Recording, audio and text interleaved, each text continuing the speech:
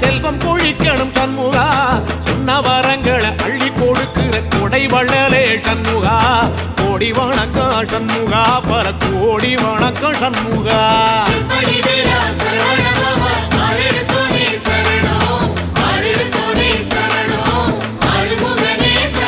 ஐயா